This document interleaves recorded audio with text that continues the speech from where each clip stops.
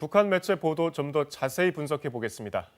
앞서 전해드린 대로 우리 군경의 북한 영해 침범을 주장하면서도 남북 간 신뢰와 존중을 언급하기도 했습니다.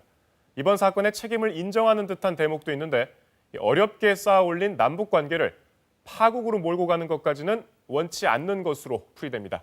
이효용 기자입니다. 남조선 당국에 경고한다. 오늘 조선중앙통신 보도는 일견 경고문의 형식을 취했습니다.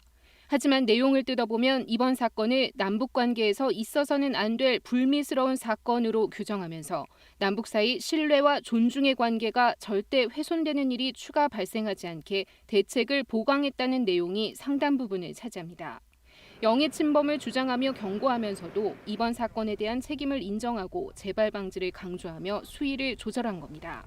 지난 25일 통지문에서 남북 간 신뢰와 존중의 관계를 언급하며 더 긴장하고 각성하겠다고 밝힌 것과 같은 맥락입니다.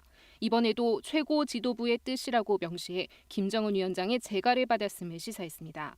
경제난과 코로나19, 수해 등 3중고에 북미 관계마저 불확실한 대내외적 어려움 속에 남북 관계까지 파국으로 치닫는 상황은 원치 않는 것으로 해석되는 대목입니다. 또 인명살상이 발생한 만큼 엄중하게 인식하고 있음을 밝히고 신뢰와 존중의 관계가 훼손되지 않게 나름의 조치를 하고 있다는 점도 강조하려는 것으로 풀이됩니다.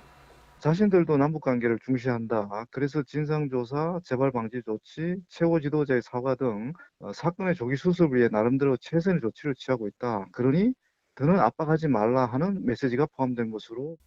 이런 가운데 오늘 미국 방문길에 오른 이도훈 외교부 한반도 평화교섭본부장은 스티븐 비건 미 국무부 부장관을 만나 공무원 피살 사건 등에 대해 논의할 계획입니다. KBS 뉴스 이효용입니다.